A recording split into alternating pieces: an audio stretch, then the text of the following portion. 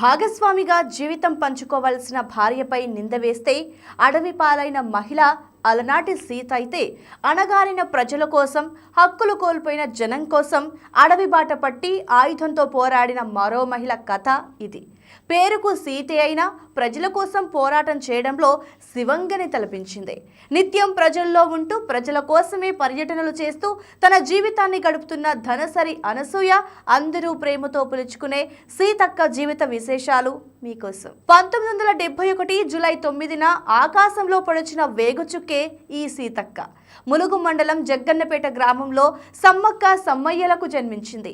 తన అన్న సాంబయ్య కూడా అణగారిన వర్గాల కోసం ఆయుధం చేతపట్టి అడవికి వెళ్లిన వాడే కావడంతో సీతక్కపై ఆ ప్రభావం కూడా ఉండేది. బాల్యం నుండే ప్రశ్నించే తత్వాన్ని కలిగి ఉన్న సీతక్క తోటి విద్యార్థుల కోసం, ప్రభుత్వం కల్పించాల్సిన వసతుల కోసం గట్టిగా ప్రశ్నించేది. అవతలి వారు ఎంతటి వారైనా నిక్కచ్చిగా మాట్లాడి హక్కులని సాధించుకునే పటిమ గలది. 7 ఏళ్ల వయసులో బడిబాట పట్టిన సీతక్క 13 సంవత్సరాల వయసులో ఉన్నప్పుడు హాస్టల్లో చదువుతుండగా ఒక సంఘటన ఎదురైంది. హాస్టల్లో తరచూ పురుగుల అన్నం, నాణ్యత లేని వంట, విద్యార్థుల ఆరోగ్యాలతో సిబ్బంది ఆటలాడేవారు. అది చూసి చలించిన సీతక్క హాస్టల్ వార్డెన్ ని ప్రశ్నించడం మొదలుపెట్టింది. ప్రభుత్వం మాకు నాణ్యమైన భోజనం అందించడం లేదా, లేక వచ్చిన వాటిని మీరు దిగమింగుతున్నారా అని ప్రశ్నిస్తూ అన్ని సౌకర్యాలు కల్పించాల్సిందేనని, ఇది తమ హక్కని గొంతెత్తగా కంగుతిన్న వార్డెన్, హాస్టల్ సిబ్బంది విద్యార్థులకి నాణ్యమైన భోజనాన్ని అందించారు. ఈ ఘటన అప్పట్లో సంచలనమై అడవిలో ఉన్న అన్నలకు సీతక్క అంటే ఏంటో తెలిసింది. అప్పటి నుండే అన్నలకు సీతక్కతో సంబంధాలు ఏర్పడ్డాయి.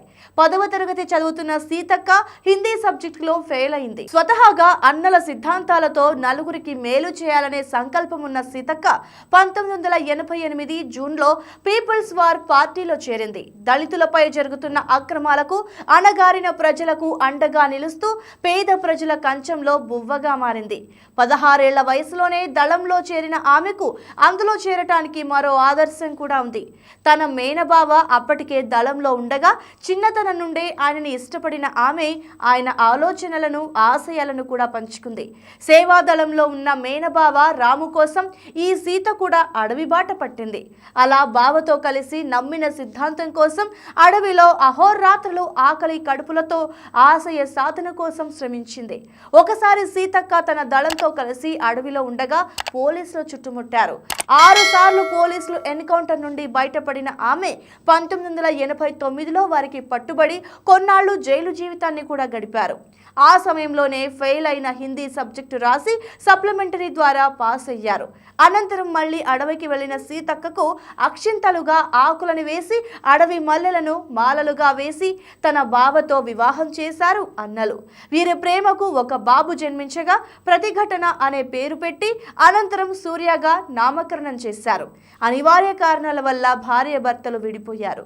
1996లో ఉద్యమం నుండి బయటకొచ్చి పోలీసులకి లొంగిపోయిన ఆమె ఐటీడీఏలో 3,500 రూపాయల జీతానికి పనిచేస్తూ ఇంటర్, డిగ్రీ, లా పూర్తి చేసి ప్రజలకు అందుబాటులో ఉండేవారు. ప్రజలకు సేవ చేయడంలో, వారికి వచ్చే సమస్యలను పరిష్కరించడంలో చాలా యాక్టివ్గా ఉండే సీతక్కను రాజకీయాల్లోకి వెళ్లమని ఎంతో మంది ప్రోత్సహించగా 1999లో టీడీపీ తరపున టికెట్ ఆశించినా కూడా రాలేదు. 2004లో చంద్రబాబు నాయుడు ఆమెకు పిలిచి టికెట్ ఇవ్వగా కాంగ్రెస్ అభ్యర్థి పోదెం వీరయ్యపై 14,000 ఓట్లతో ఓడిపోయింది. అయినా పట్టు వదలని సీతక్క 2009లో మహాకూటమి తరపున బరిలోకి దిగి 18,000 ఓట్లతో వీరయ్యపై గెలుపొందింది.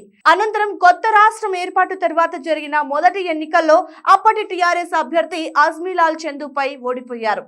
2018లో కాంగ్రెస్ లో చేరి అదే అభ్యర్థిపై 22,000 మెజారిటీతో గెలుపొందారు.